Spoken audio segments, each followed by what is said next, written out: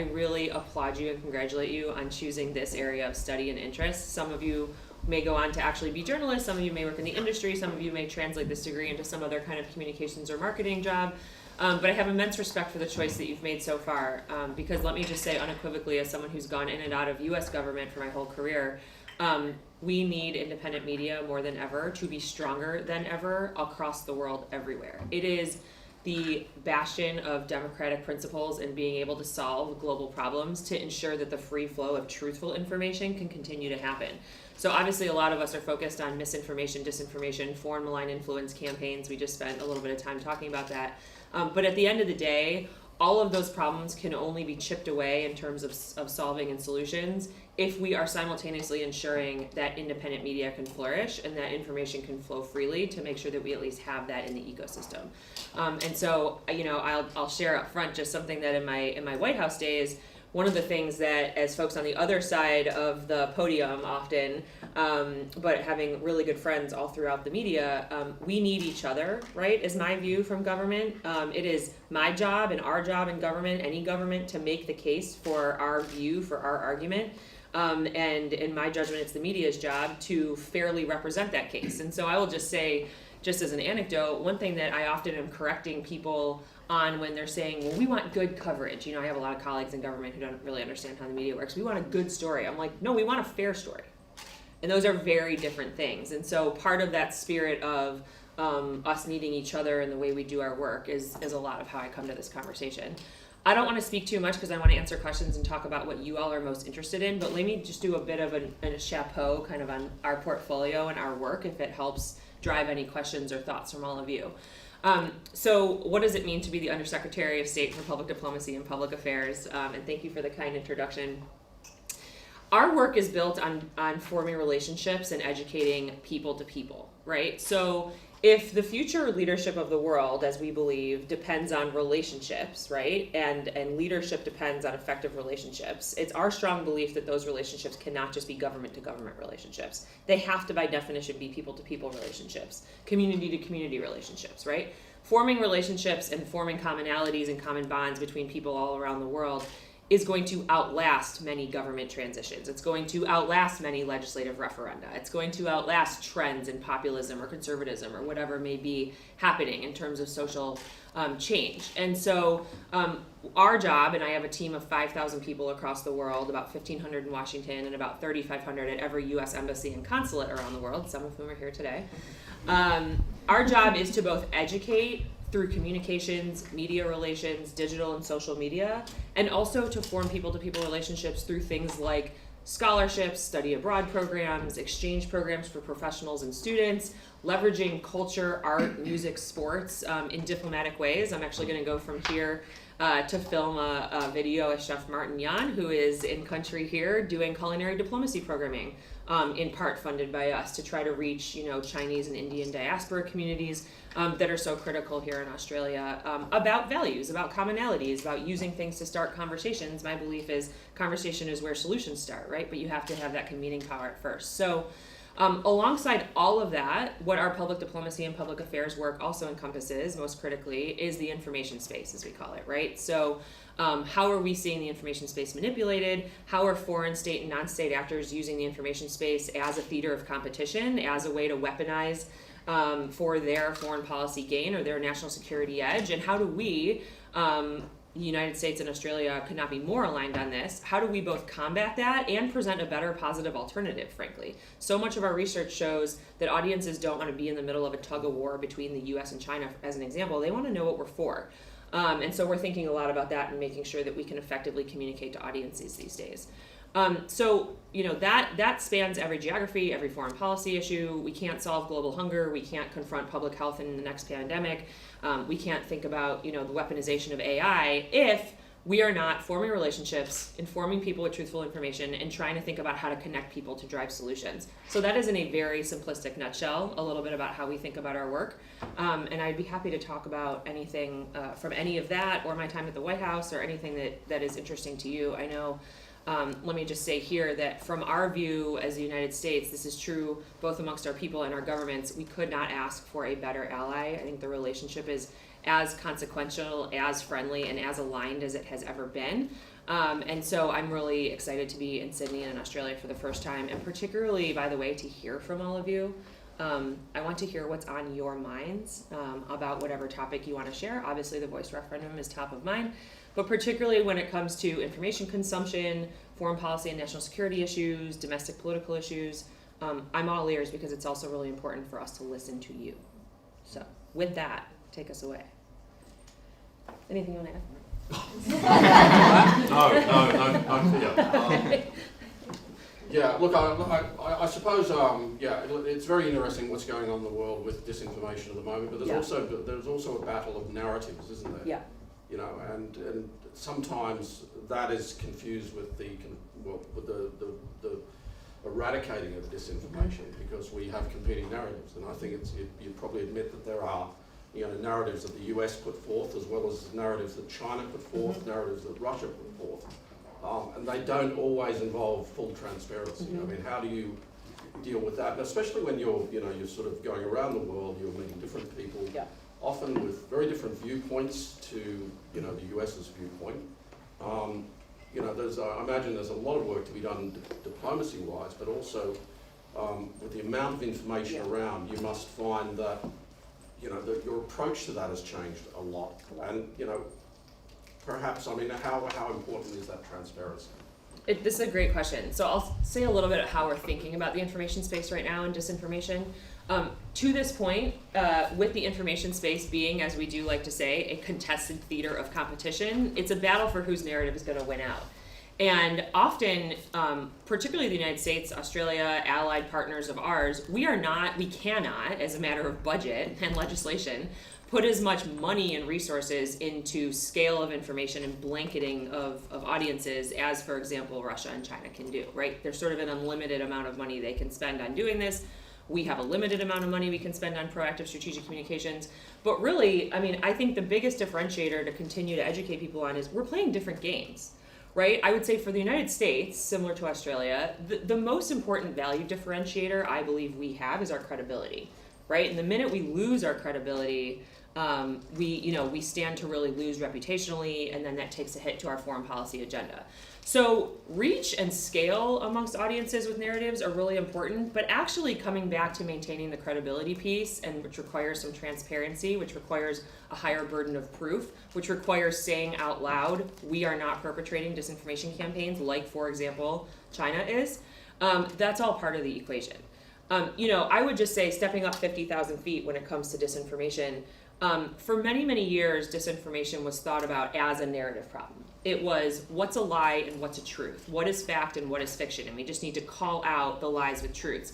That is a very small slice of the pie of how we are dealing with this, because it doesn't really work in a vacuum, right? I would be curious for what you all think, right? I think what we're seeing is people know they have to live with disinformation these days. There's an understanding that it's never going to be eradicated. There's such a deluge and a gush of information out every day that there's really no, in my view, sort of putting a lid on that stream of information. So what can we do besides be transparent about our narratives and be really forceful about what our positive, proactive vision and case are, which we have to be doing? We really have to, I think, be paying attention to the environment into which that information is going, and think more about the receiving end and the people who are consuming information, right? So it is as important or more important that, for example, we're propping up independent media, and we are putting in place media and digital literacy programs, and we are trying to govern the internet in a way that promotes internet freedom and freedom of expression, but also disallows for particularly government leaders to balkanize the internet in ways that create spaces for people to not be able to access information. So there's a big governance piece of the information space. There's a big free media space, and there's a big, I think, education piece to be had in terms of helping people understand how to consume and discern information. I mean, in my view, we should be teaching elementary schoolers how to be information consumers just as much as we should be teaching them about history, right? I think that's true of people like my parents too, but maybe that's a slightly more lost cause. We'll see. Be curious what your views are. I think you're right. I think it's more of a public skill now. It is. Critical questioning, critical thinking. What do you guys actually think about in terms of what you want to get out of this as a career? How do you see the media landscape? Yeah. Do any of you have concerns about the media landscape when you look at it? I mean, media is a pretty flawed industry often. I got kind of a question kind of to Please. your idea about free and open media and like independence in the media. Mhm. When you look at countries like Australia and the UK, our public broadcasters, the ABC and the BBC Yeah. respectively, are, you know, from multitudes of studies, the most balanced, the most fair, the most open sources of media. And yet the US doesn't have, I mean, you have NPR to some degree, but like you don't have a successful public broadcaster. Do you have an idea about why that is? And do you think, I mean, I'm sure at this point it would be too late, especially with the way that Never too late, politics is divided. Never too late. But like, I can't imagine the Don't lose hope, Nick. Republicans Yeah. supporting Yeah, the yeah. introduction of a public broadcaster. Yeah. But I guess I'm curious about how you Sure. So a couple things. We actually do have a public broadcasting system, PBS, and it is quite robust domestically. It is just not. It is not sort of an internationally reaching outlet. It's not enough, but it is something, and there are very respected journalists and respected programs where I think the combination of NPR and PBS is kind of the closest thing that the United States has to that. And they are quite well regarded in their balance, their thoughtfulness, and their editorial standards.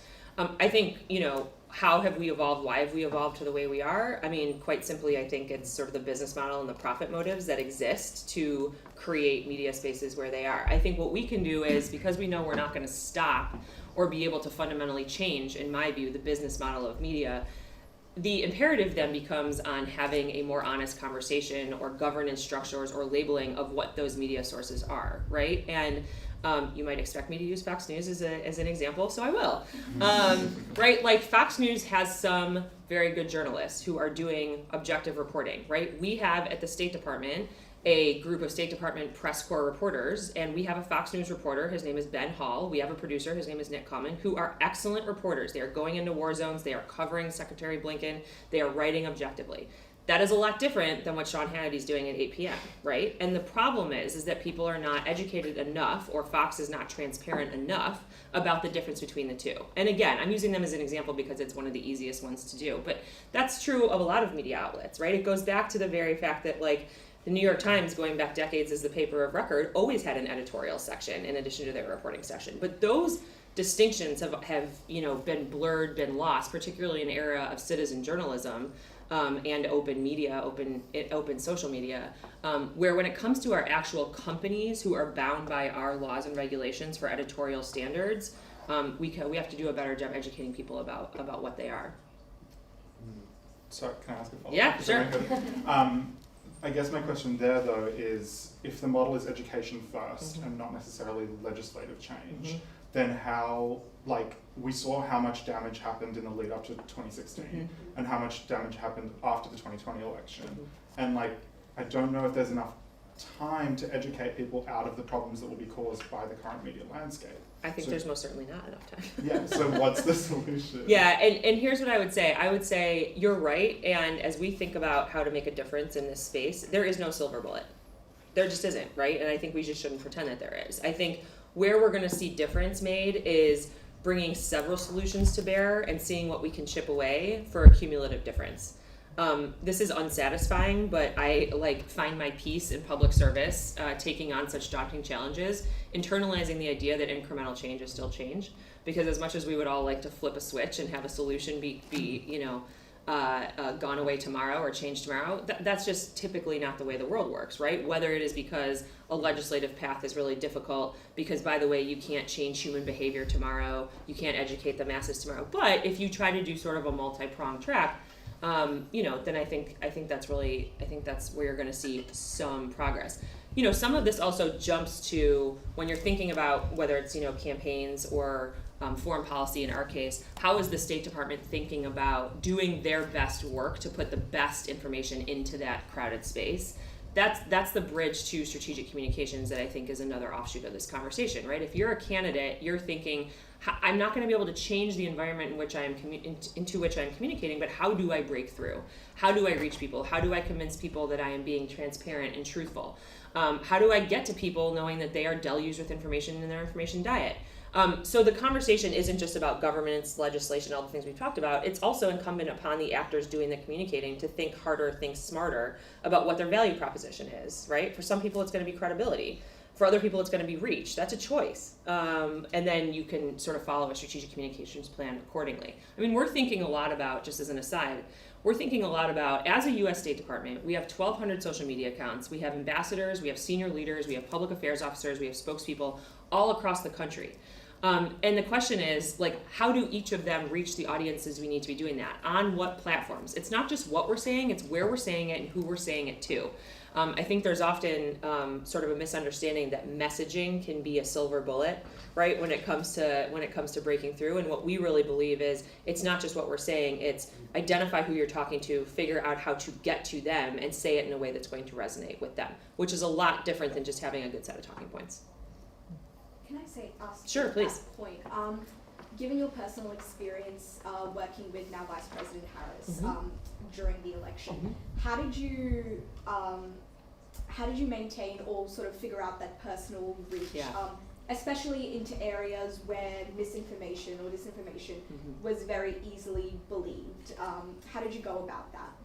It's a great question. You know, I think what was really, there were many unique things about Vice President Harris's nomination. It was an honor to work for her. The Biden campaign had asked me to be the running mate, whomever she was going to be, knowing that the president had said he was going to pick a woman. And I didn't know Senator Harris before she was chosen. And then we sort of, a team of us inherited her and worked with her for 3 months to get across the election finish line.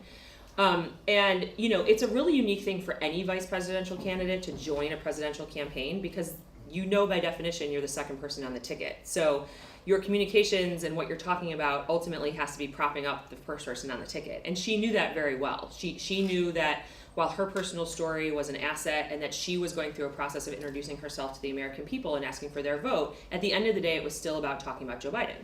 And so that was a very unique sort of aspect to this.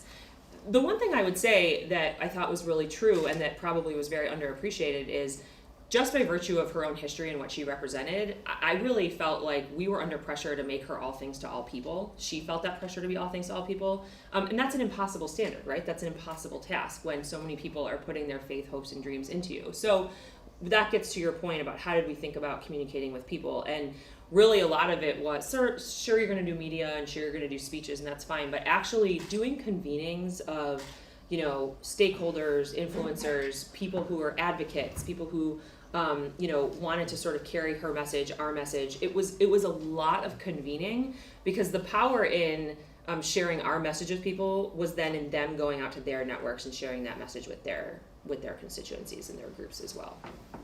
Sorry, could I just ask Sure. a follow-up question? In terms of when you were meeting with people who would say believe a lot of misinformation or disinformation, like you were talking about, say, Fox News earlier, and would believe everything that was said at the 8 p.m. show.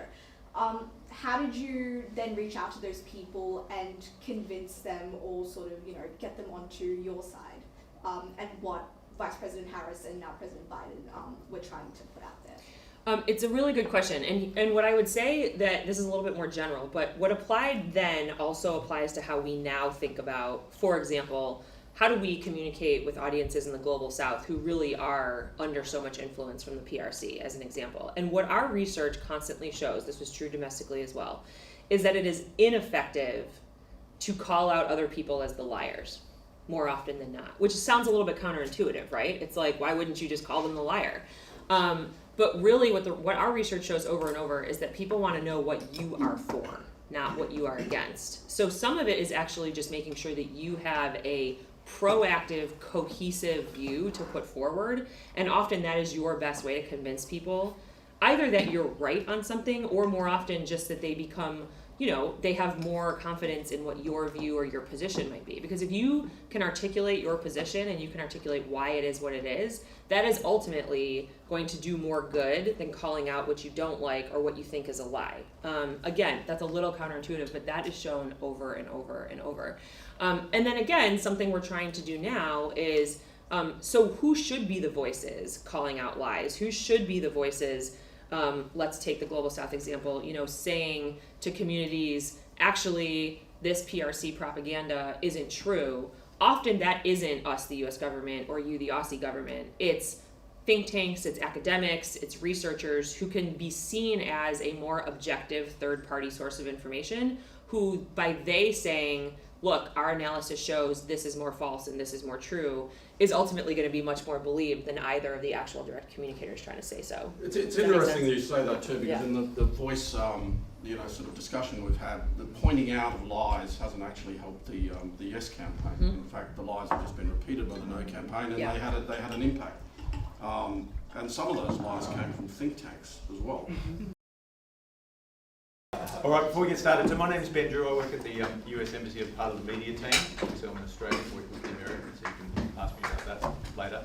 But in the interest of trying to keep this as real as possible for you guys, this will be a 15-minute on-the-record conversation. Normally when you do an Australian press conference, it's a bit of a free-for-all, and that's fine.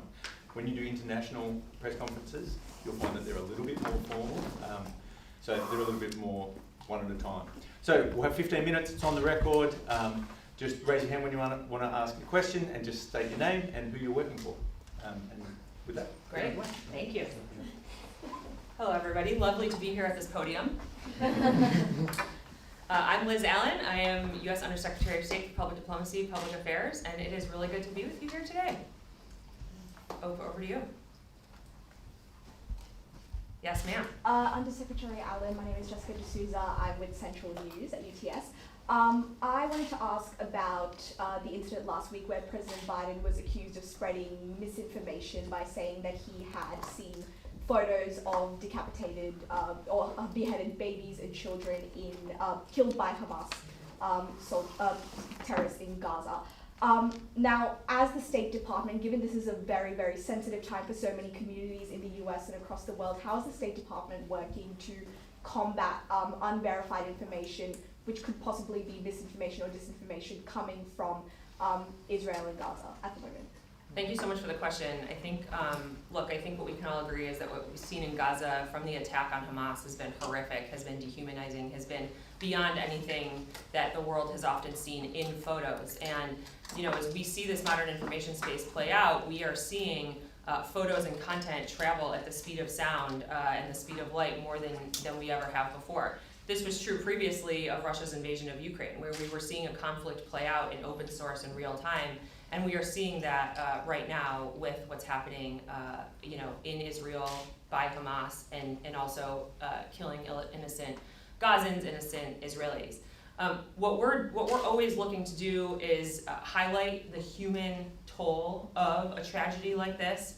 And Secretary Tony Blinken has been traveling throughout the region for the last week. He is still in region meeting with government leaders. And one of the things they have looked to do through those meetings and through their subsequent press conferences is talk about what they are seeing, both open source and in intelligence, to really help the world understand the atrocities that have been committed and to try to help the world understand what's happening on the ground. We certainly stand with Israel in terms of giving them what they need to defend themselves and to, avenge these terrible attacks by Hamas. At the same time, we are working on making sure that as democracies in this space now, we are looking out for humanitarian equities and making sure that people on the ground both know what's happening and what their options are. Thank you. Yes, ma'am. Undersecretary Yes. Allen, my name is Irene Teknastasis and I'm a reporter for Central News. Great. I understand that the US, on par with Australia, was quick to condemn the attacks by Hamas Yes. on Israel. With this condemnation publicly, how has that impacted the relationship to Palestinian Americans, also with their allies? I understand that there have been global protests around the world and in America as well. So have there been issues in regards to their response to the government? In America? Yes. Certainly we are seeing expressions of views, expressions of values throughout the entire United States, as we are seeing across the world. Freedom of expression is certainly a constitutional right in the United States. What I think we are seeing is a lot of solidarity and a lot of acknowledgement that the attacks perpetrated by Hamas were horrific, were dehumanizing, were unlike a lot of what we've ever seen before. We're absolutely not justified. Terrorism is never justified. But conflicts and attacks and defense are multifaceted, they are complicated, and so what we are doing now is maintaining relationships across the entire spectrum of stakeholders. Secretary Blinken met with Palestine Authority President Abbas when he was in Jordan just a few days ago. We are keeping that dialogue quite open between our governments. And then, of course, relevant law enforcement agencies across the United States are monitoring for safety and security concerns across the United States at any of these freedom of expression demonstrations. And also what we're seeing really, unfortunately, is a lot of targeting against synagogues and Jews. And so it's our government's job to try to keep people as safe as possible. Yes? Minister Zachary, I'm with Central News as well. Great.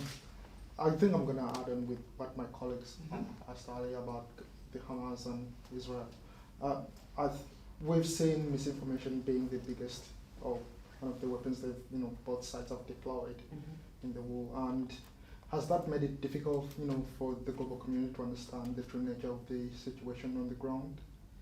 Look, I certainly think that what we're seeing is the concept of fog of war taken to a new extreme, given the misinformation, disinformation that is swirling, particularly on the X platform. As we all know, social media companies are privately held entities. We, as the US government, are certainly in touch with those organizations to try to help think about solutions to reduce misinformation, disinformation. Ultimately, the United States does not play a content moderating role overseas on that, but we certainly feel like we have a strong role to play in working with the companies to help them understand the implications of misinformation and disinformation spreading on their platforms. I would say, though, I think what we're seeing is actually, in parallel to all of that, a really unbelievable job, bless you, done by independent media. The journalists who are courageous, who are risking their lives to be in a conflict zone, who are on the ground in Israel, who are on the ground in Gaza, who are looking to tell human stories, while misinformation and disinformation continue to be a problem, I would also just say this is a moment for the value of independent journalism to help expose to the whole world what has happened, what the implications are, and to help inform people's views about what will come next. So my hats are off to the courageous journalists from across the world who are doing this work.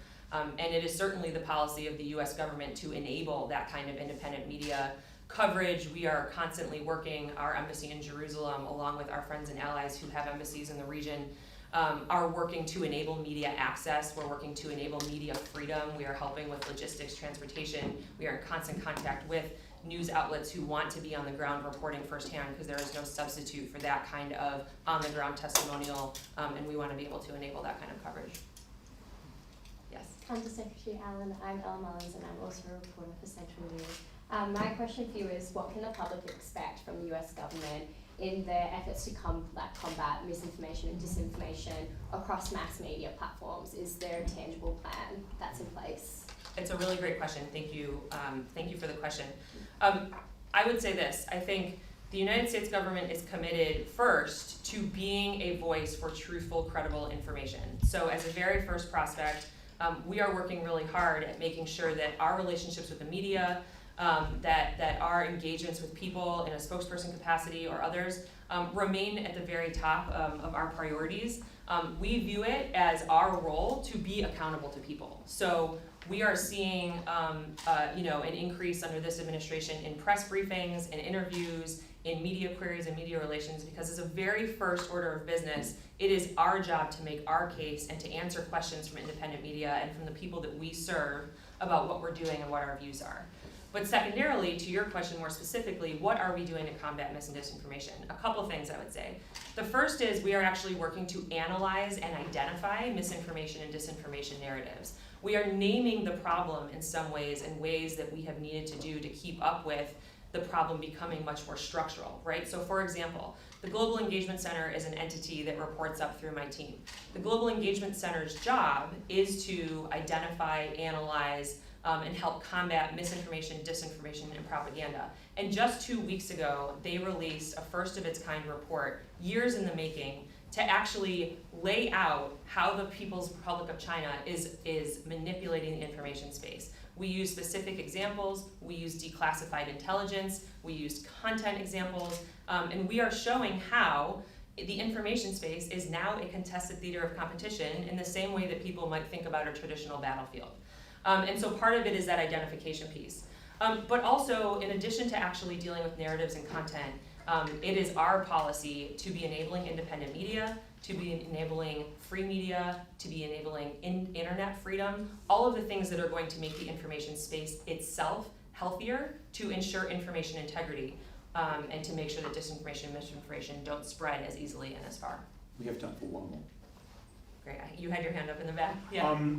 During the Biden administration, we've seen events like the exit from Afghanistan, which saw the Taliban come back in. We saw Nancy Pelosi head to Taiwan, which significantly escalated tensions not only for America but also for Australia with China. We've seen, a very public backing of Israel while we're seeing potential war crimes taking place. My question is, with all of these events happening under your administration, how is that affecting your ability to have diplomacy with some of these countries and countries that are aligned with these countries? Well, look, I would say the United States government is multifaceted. We certainly have a foreign policy that at its very core was meant to go back and to strengthen our alliances and our relationships. Then what we've done on top of that is really to try to take those alliances and relationships and modulate them in different ways to fit different problem sets, to your point, right? It is not always black and white who we are going to work with or who we are going to share views with. And that's good. We should be open to working with anyone across the world. Democracies will always be our first port of call on our preferred allies, Australia being foremost among our best allies. But we are also going to work with people who are committed to sit down and finding solutions. And you've seen that work in this administration, right? I think foreign policy used to be defined along the lines of bilateral issues or war and peace. And increasingly what we're seeing is that on the top of any foreign policy agenda is what are shared global challenges that we have to start solving? Hunger, public health, emerging technology, the digital divide. Those things are now at the top of a foreign policy agenda in ways that weren't true before. And so what this administration has really tried to do is think about how to put together bespoke coalitions and bespoke solutions to really help, confront the disruptors in people's lives. And so I think what we're seeing is a more fundamental reshaping of how alliances and partnerships are done to solve problems in people's lives. Okay, thank you. Is there anybody just very quickly with a question on the voice? Ike, just like 2 minutes? Sure. Yep. Under Secretary Allen, my name is Ike Morris. I'm reporting for Central News. Obviously, your work concerns misinformation and disinformation, and you will have seen that Australia had just held its Voice to Parliament referendum on the weekend, which was rejected by the public. And there is strong evidence to say that the No campaign for that was built on misinformation. How much do you believe mis and disinformation in political campaigning and advertising is a concern globally? And what steps could governments take to rectify that issue? It's a great question. Thank you for asking. Look, I think that there is no country in the world that is immune to their information space being manipulated. It's just a matter of degrees of where it's done more or less than others. So certainly it is a concern when it comes to legislative referenda or campaigns or legislative efforts that mis and disinformation may affect the outcome. We've seen that that's been true in several instances around the whole world. And I do think it's important to put into context that this is not a problem being faced by one country or another, not just by the United States, not just by Australia, which is actually why it's so important to build coalitions to deal with it, right? We were just talking about how do you both tackle misinformation and disinformation as a narrative exercise and make sure to call out and analyze when propaganda or misinformation or disinformation are spreading to help educate people that those things are true. But also, how do we work together multilaterally to put in place governance structures, to your question about what we can do? How do we think about governance structures that are going to make the media space and the information space healthier, right? There are ways to do that also preserve freedom of expression very critically. And so putting that on the multilateral agenda is foremost on our foreign policy agenda. Brilliant. All right, thanks. Round of applause. Good job, guys. Thank you so much for coming in and talking to us. Thank you. That was brilliant. That was Oh, a my great pleasure. experience to replicate the type of press conference you do Good. in the White House. It is true. I'm proud of you. Ella has something for I you. really am. Hi. Oh, how kind. Yeah, thank you so much for coming in and talking to us today. As a new generation of news writers coming through, we feel so grateful and so fortunate to have you here today and how willing you've been to chat to us. So on behalf of all of our students and reporters here and the faculty, the communications faculty and journalism faculty here at UTS, these are for you. Oh, how nice. Yeah, This is so nice in the middle of a long trip to have some brightening. Thank you so Thank much. you. So lovely to meet you. I- We made them small so you didn't have too much to lug around. This you is know. so nice, you Yeah. guys. Thank you so much. And let me just say, I'll end where I started with a bit of a point of personal privilege, which is just to say I really applaud your interest in all of this. We, The real answer for how do we make a dent in the information space is your generation deciding to do something about it in one way or another, and really making sure that you're holding leaders to account, that you're asking questions, and that you're presenting objectively true information is going to be our best hope. So I will be thinking of all of you. Okay, thanks. And also, thanks very much to CMT, Monica in particular, for organising this, Thank you. and the consulate's involvement in this as well. All right? Thank you. Yeah, great.